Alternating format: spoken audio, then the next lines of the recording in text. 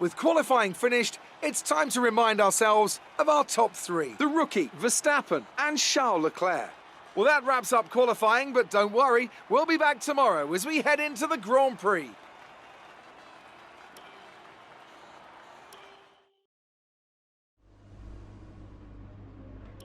All right, I think we can call that a successful qualifying. We should be in with a good chance in the race.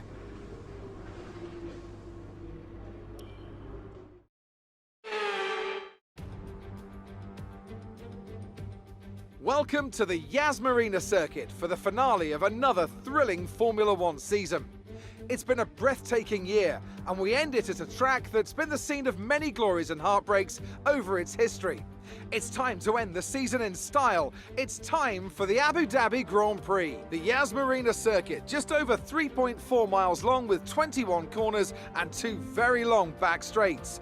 There are 2 DRS zones going into the heavy braking zones of both Turn 8 and Turn 11 and offer plenty of potential for overtaking. The circuit comes with its fair share of tricky corners as well, in particular 15, 16 and 17, which will certainly test a driver's braking management. And as always, a man with plenty of racing experience joins me in the commentary box. Today it's Anthony Davidson.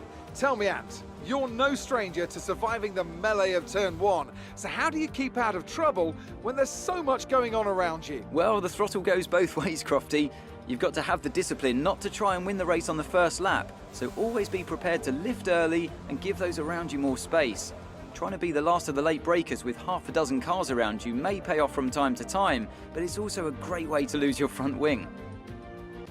It's time to take a look at our starting grid for today's race. The rookie lines up on pole position, and Max Verstappen lines up alongside. Moving on to the rest of the grid, we have Leclerc, Ricciardo, Lewis Hamilton and Norris, Vettel, Giovinazzi, Fernando Alonso and George Russell, Gasly, Bottas, Sergio Perez and Aitken, Tsunoda, Sainz, Lance Stroll and Mick Schumacher, Alesi, Mazepin, Ocon and Nicholas Latifi.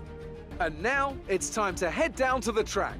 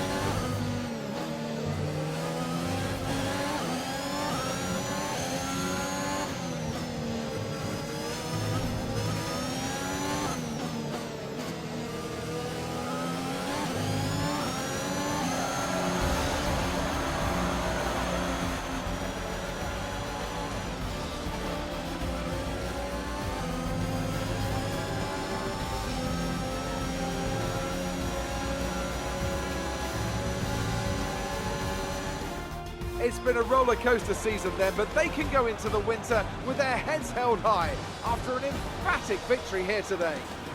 Anthony, tell me, what was it that helped them achieve this success? Well, time management probably played quite a large role in the outcome of this one. As ever, it's not just about speed, it's all about maintaining that speed consistently over a stint, over a race distance.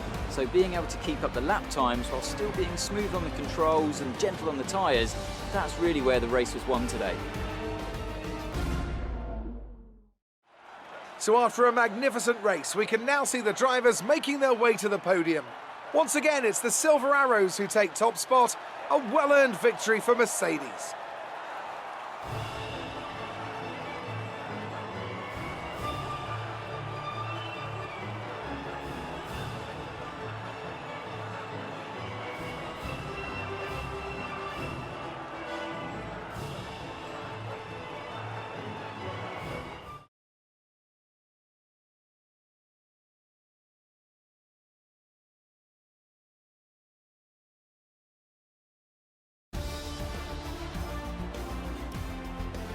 Despite the best efforts of our championship leader, that lead has taken a bit of a knock today. Let's focus on the driver of the day. Anthony Davidson, who do you pick? Carlos Sainz certainly wasn't someone to scoff about. His ability to follow race strategies throughout with pinpoint precision has to be commended. It's another clear win for Mercedes as they managed to secure the Constructors' title. An incredible performance for the whole team. Well, Ant, an end to another fantastic weekend of racing. Thanks to everyone who joined us, and we'll see you for the next one.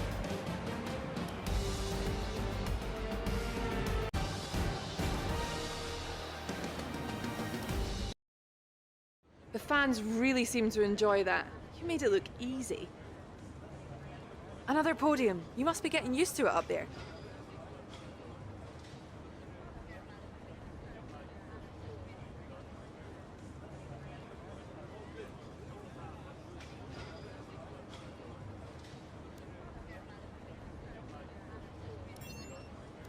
It's safe to say you're smashing everyone's expectations, isn't it?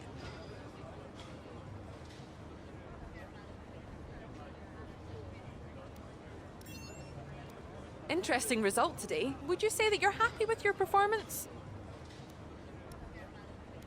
Is there anything that you think gave you the edge over your rivals?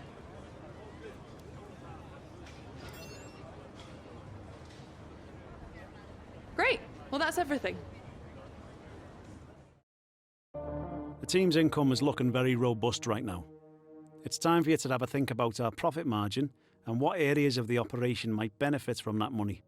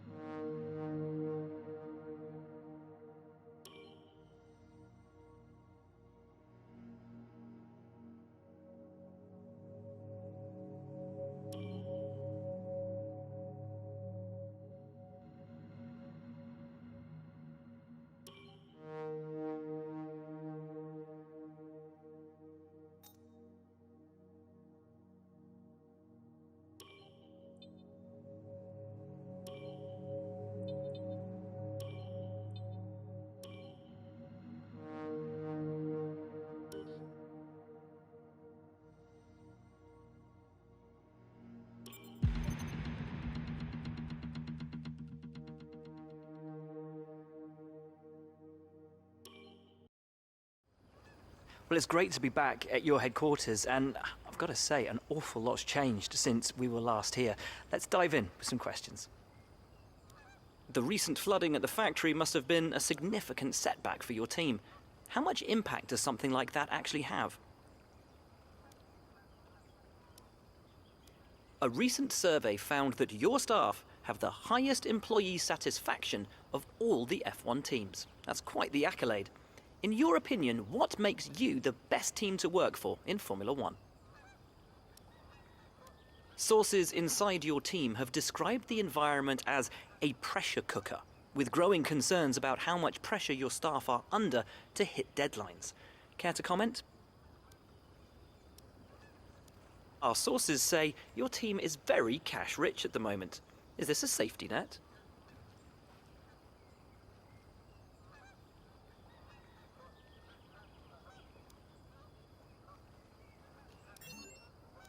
Upgrades to your facilities seem to have stalled. Is there no more room for improvement, or are you prioritizing other areas?